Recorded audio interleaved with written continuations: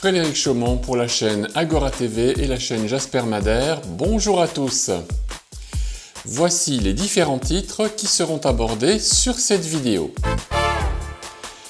La signature du nouveau gouvernement. C'est avant tout le mépris décomplexé et un niveau de « je m'en foutisme » jamais atteint. L'OMS cherche à casser la démocratie. Heureusement, il y a des gens courageux qui s'y opposent. Notre ami Christian Cotten, qui a déposé plainte contre Jean-Michel Trogneux, a vu son compte Hello Asso fermé. Nous vous ferons tomber. Ainsi vont les mots de Christine Anderson de l'Union européenne. On constate effectivement que cette organisation criminelle cherche clairement à supprimer la démocratie en annulant des élections. Nous l'écoutons, c'est une traduction de Quartz Traduction. An unelected body like WHO, who is controlled and run by multi-billionaires, should never be allowed to act in place of a democratically elected government. Never, ever. In democracies, ladies and gentlemen, it is government of the people, by the people, for the people. And any government of anywhere in the world who disregards this fundamental principle of democracy by supporting this unprecedented power grab by WHO is an anti-democrat demonstrating nothing but his utter contempt for the people. And these 7 brave citizens, they will not stand for this, and neither will we. I will expose anyone, whether it's a member of a government in a member state or a government around the world or a member of parliament in the European member states or parliaments around the world, who do not respect the people and do not respect democracy. I will see to it they will be exposed.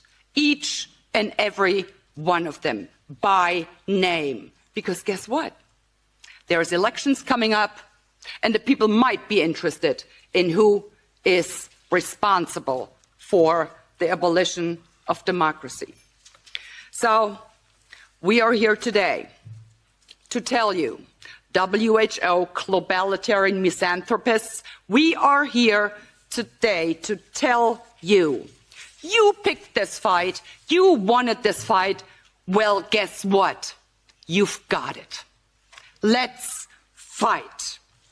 Because these brave citizens, my colleagues and I, we will not tire to fight you every step of the way.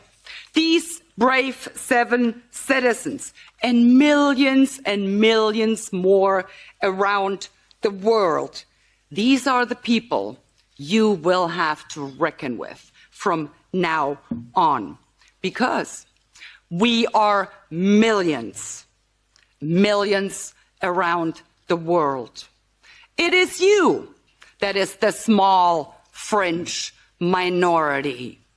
You are the ones who do not have the right to dictate to the people what they want and what they don't want. So, take it from me, take it from us, take it from these 7 citizens who gathered here today. Take it from the millions and millions of people around the world. We will bring you down, and we will not tire until we have done just that. So brace yourselves. We are here, and the fight is on. So let's have the fight. Let's commence with the fights. Why don't we? Thank you. Abordons maintenant le sujet qui fait mal à la Macronie, la plainte avec constitution de partie civile de Christian Cotten contre Jean-Michel Trogneux, cet homme qui joue le rôle de Brigitte Macron. Bonjour Christian Cotten, j'espère que vous allez bien depuis notre dernier échange en vidéo sur la chaîne Jasper Madère. Où en sommes-nous de cette incroyable affaire ? Oui, bonjour Frédéric Chaumont, merci de ton accueil sur la chaîne Jasper Madère.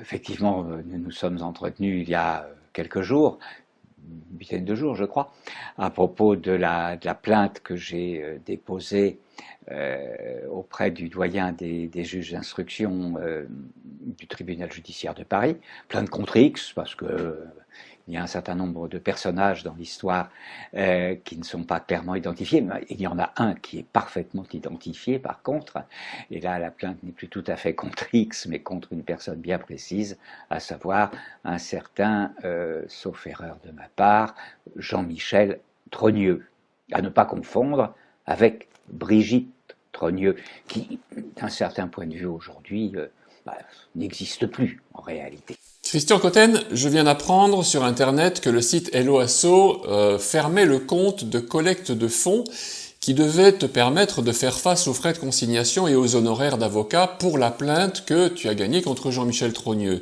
Mais qu'en est-il exactement? Oui, c'est ça. Oui.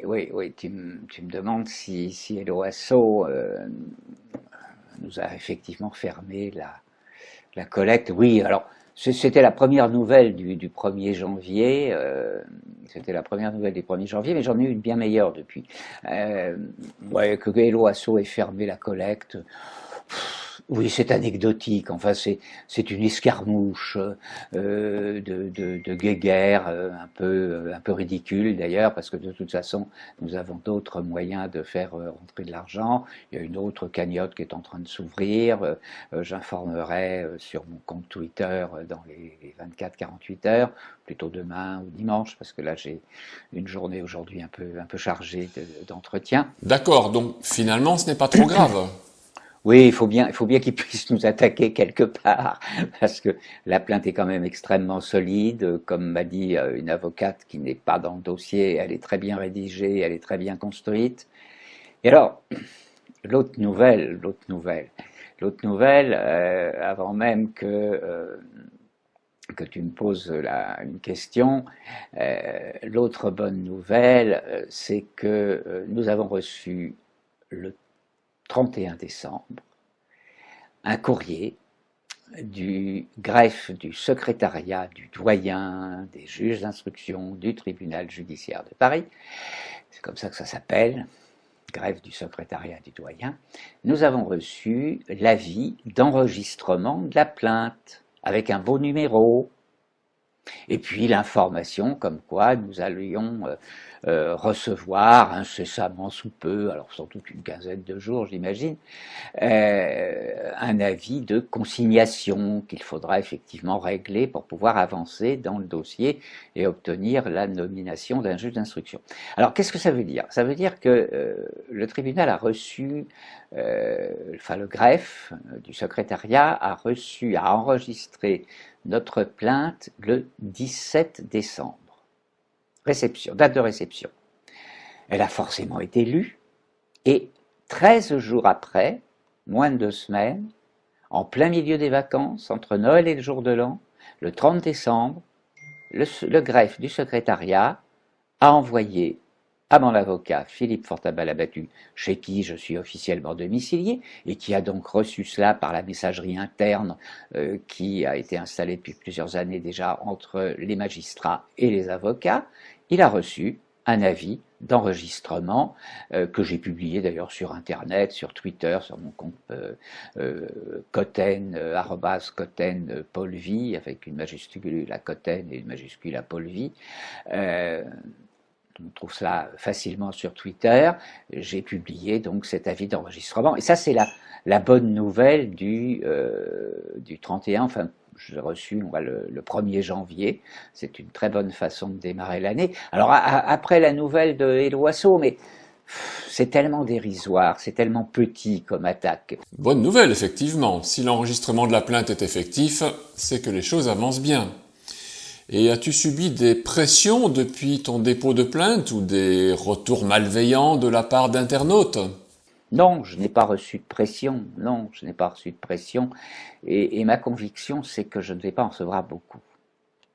Beaucoup de gens me disent ça ne va pas marcher parce que ceci, parce que cela, parce que la justice est instrumentalisée. Oui, tout ça c'est vrai.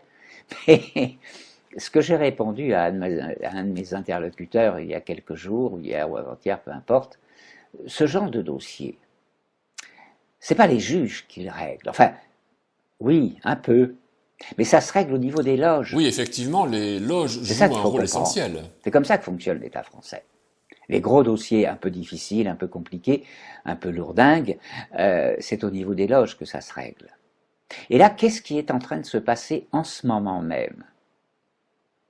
Il est en train de se passer un processus extrêmement intéressant. C'est qu'un certain nombre de factions de l'État français commencent à en avoir juste assez des conneries du gamin. Ça commence à faire lourd. Parce que ce qui est en cause, avec toutes les conneries du gamin, je suis gentil là pour l'instant. Il y a d'autres personnes qui sont beaucoup plus violentes que moi dans la qualification des comportements de l'individu que je ne nommerai pas. Ce qui est en cause en ce moment, et c'est d'ailleurs ce que j'ai fait remarquer dans ma plainte, c'est la sécurité de l'État. C'est la sécurité de l'État, ce sont les intérêts fondamentaux de la nation, et il y a un certain nombre de factions, notamment du côté de certaines loges maçonniques que je ne nommerai pas, qui commencent à comprendre que c'est la République elle-même qui est en danger. C'est-à-dire un régime politique auquel certaines factions tiennent beaucoup. Alors, si c'est la République qui est en danger, sacrifier un gamin et le jeter sous les roues du camion ne pose pas de problème majeur. Et c'est peut-être bien cela qui va permettre à la plainte que j'ai déposée d'être quelque peu, mais je m'en fiche complètement, instrumentalisée pour être utilisée pour faire du ménage. Alors on va voir, je ne sais pas qui va avoir le plus d'influence entre ceux qui veulent faire sortir le gamin et ceux qui veulent le garder. Je ne sais pas qui va avoir le plus d'influence. Et donc ça va se régler d'une part dans quelques loges parisiennes, la plupart, et puis entre eux, un juge d'instruction et un procureur de la République du tribunal de Paris. Alors, qu'est-ce qu'ils vont décider d'un commun accord, ou pas d'ailleurs, parce qu'il peut y avoir des conflits aussi à ce niveau-là. Qu'est-ce qui va se passer? Je ne sais pas exactement. Mais ce que je sais, parce que je l'ai appris par des sources compétentes, on va dire ça comme ça, je l'ai appris aussi hier après-midi précisément, enfin pas hier, avant-hier, 1er janvier, il se pourrait bien qu'il y ait une magie qui opère. Déjà que le fait que j'ai pu déposer cette plainte le 13 décembre, qu'elle ait été bien reçue, que la Poste a fait son travail, que le greffe du secrétariat du doyen ait fait son travail d'enregistrement, de réception et d'enregistrement, tout ça c'est bon signe. Alors, on verra ce qui va se passer, parce que jeter le gamin sous les roues du camion pour le remplacer par pire, ça m'intéresse pas non plus, soyons clairs. Mais ça m'intéresse bien que cette plainte prospère. Alors, je prie le ciel qu'elle prospère, qu'elle se transforme en nomination d'un juge d'instruction, que je puisse payer auparavant la consignation, mais ça j'ai bon espoir. Et puis on verra bien.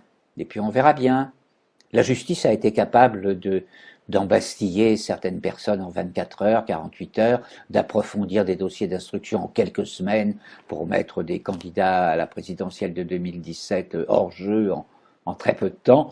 Alors, peut-être qu'elle sera capable de traiter mon dossier aussi en très peu de temps. Tout dépend si les magistrats assument ou pas leurs responsabilités. Bon, je vais m'arrêter là. Je pense que tu as beaucoup de choses à raconter aujourd'hui sur ta chaîne, donc je pense que je t'en ai assez dit. Merci Frédéric, merci beaucoup. À bientôt. Merci Christian Cotten et bravo pour ce guerrier qui a décidé de se battre et qui devrait normalement tous nous inspirer. Du côté gouvernement français, nous le savons, François Bayrou est allé faire un peu de tourisme à Mayotte, puisque l'occasion se présentait bien. Le nouveau Premier ministre a pu balbutier quelques mots, même s'il ne se sentait pas très bien accueilli par les Mahorais. Manuel Valls, de son côté, a proposé quelques solutions qui ressemblent particulièrement à des promesses électorales. Il a promis à la population de revenir dans un mois. Pour faire quoi ? Peut-être pour apporter de l'eau, des vivres, il est temps. Et je ne parlerai pas trop de la vapoteuse joyeuse qui affiche un magnifique sourire au moment précis où François Bayrou fait un état des lieux sur le nombre de morts et de disparus. Ce véritable drame semble stimuler plus que jamais la bonne humeur de cette mégère que nous ne voulons plus depuis longtemps.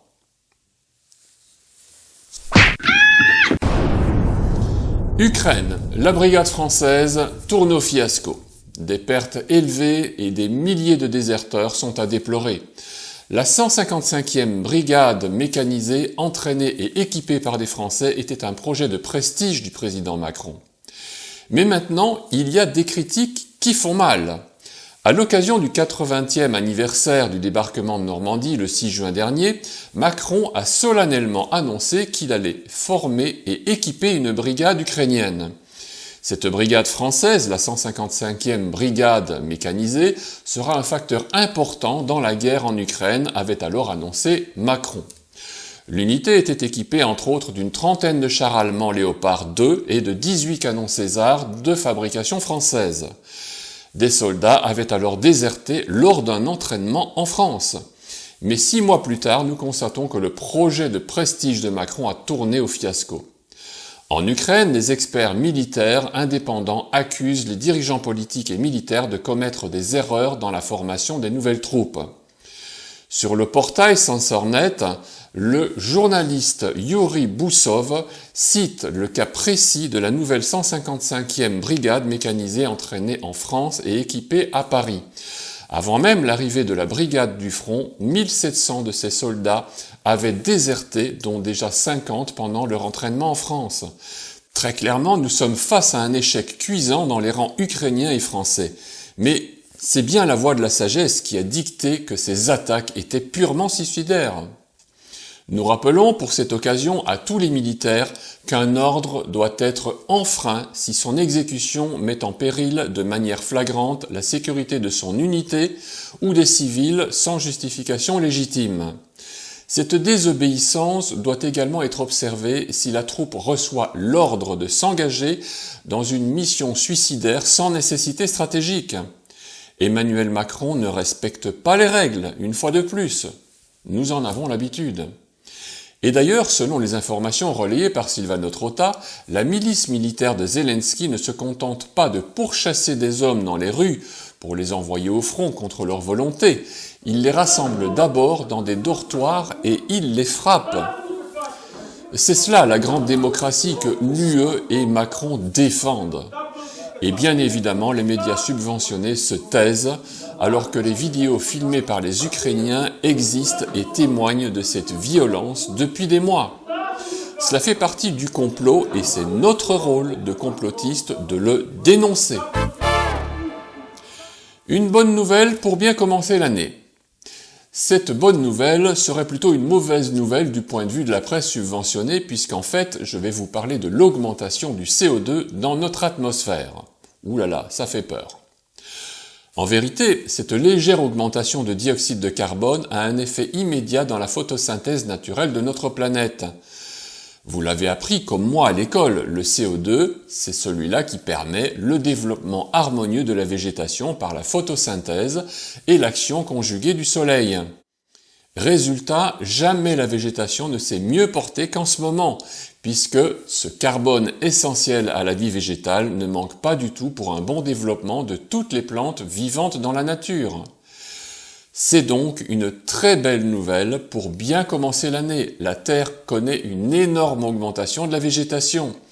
C'est le résultat d'une étude passionnante qui vient de paraître, mais qu'aucun média ne va présenter car elle explose littéralement les mensonges sur le réchauffement climatique qui, selon eux, détruit la Terre. À l'aide d'une méthode d'analyse révolutionnaire, le test True Significant Trends TST, les scientifiques ont examiné l'évolution de la végétation mondiale au cours des 42 dernières années. Le résultat est étonnant et positif, jusqu'à 85% des changements de la végétation détectés montrent une augmentation de la couverture verte. Tout va donc très bien, sauf si on veut nous interdire de cultiver notre potager personnel. Il en est question, mais qu'ils viennent enlever mes carottes et mes tomates, ils seront bien reçus. Et je suis sûr que ce sera pareil chez vous. Je suppose. La moindre des libertés, c'est de nous laisser cultiver les légumes dont nous avons besoin. Et je dirais la même chose pour tous les agriculteurs que le pouvoir veut éliminer. Nous avons besoin d'eux et nous avons absolument besoin de les soutenir demain à Paris. Chères résistantes et chers résistants, je vous dis bon jardinage et à très bientôt.